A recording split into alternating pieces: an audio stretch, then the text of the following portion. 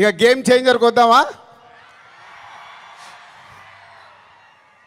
So నేను విజయవాడ రావడానికి వీళ్ళు అడిగినప్పుడు 29కి సరే ఫ్రీ పెట్టుకుంటాను అనుకున్నాను. బట్ రావడానికి ఇదొక కారణం అయితే మన డిప్యూటీ సీఎం గారిని కూడా కలవడానికి వచ్చాను.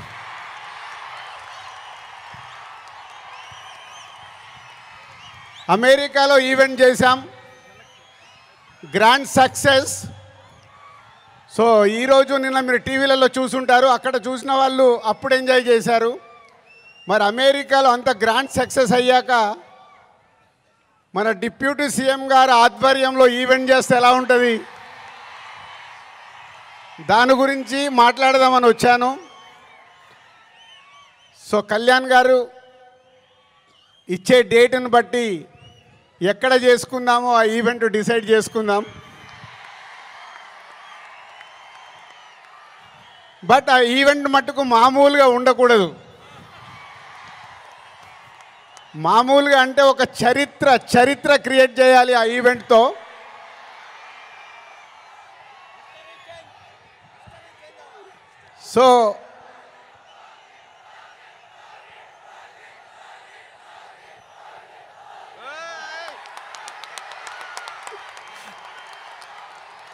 సో గేమ్ చేంజర్ అయ్యాక ఓజీ మీదకి షిఫ్ట్ అవుదాం. సో ఇందాక నేను విజయవాడకు బయలుదేరినప్పుడు 1 o'clock చిరంజీవి గారికి ఫోన్ చేశాను. సార్ సినిమా రెడీ అయింది, అప్పుడు మీరు చూశారు, మళ్ళీ ఫైనల్ది చూడాలి అని. సో ఇంటికి పంపి రాజు చూస్తాను అన్నారు. సో 2:45కి వారు సినిమా చూడడం మొదలుపెట్టారు. నేను బయలుదేరా, బట్ నా మనసంతా అక్కడే ఉంది, ఏ సీన్ ఎలా చూస్తున్నారు, ఆయన ఎలా ఎంజాయ్ చేస్తున్నారని. కరెక్ట్ ఇక్కడ వచ్చి కూర్చున్నాను, చిరంజీవి గారు ఫోన్.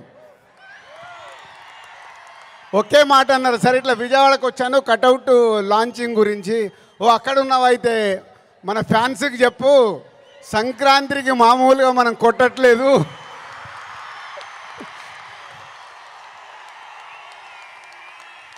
సో సినిమా చూశారు, మళ్ళీ చిరంజీవి గారు చూసి అది ఒకే ఒక మాట చెప్పారు,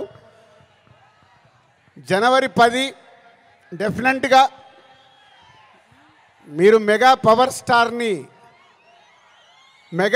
స్టార్లో మెగాని చూస్తారు, పవర్ని చూస్తారు.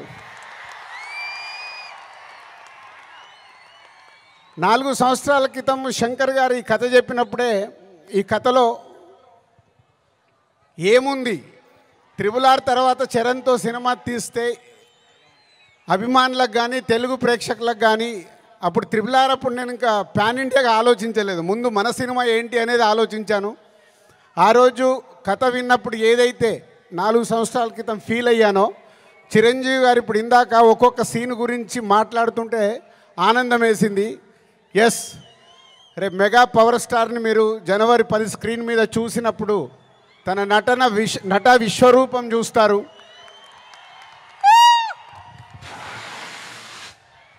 ఐఏఎస్ ఆఫీసర్గా, కొద్దిసేపు పోలీస్ ఆఫీసర్గా, ఇంకొద్దిసేపు ఒక పొలిటికల్ లీడర్గా ఉండాల్సిన లక్షణాలతో, ఇలాంటి ఎన్నో దాంతో ఉంటూ శంకర్ గారి మార్క్ పాటలు, రేపు బిగ్ స్క్రీన్స్ మీద మీరు చూడబోతున్న 5 పాటలు దేనికి అదేలాగుంటాయి.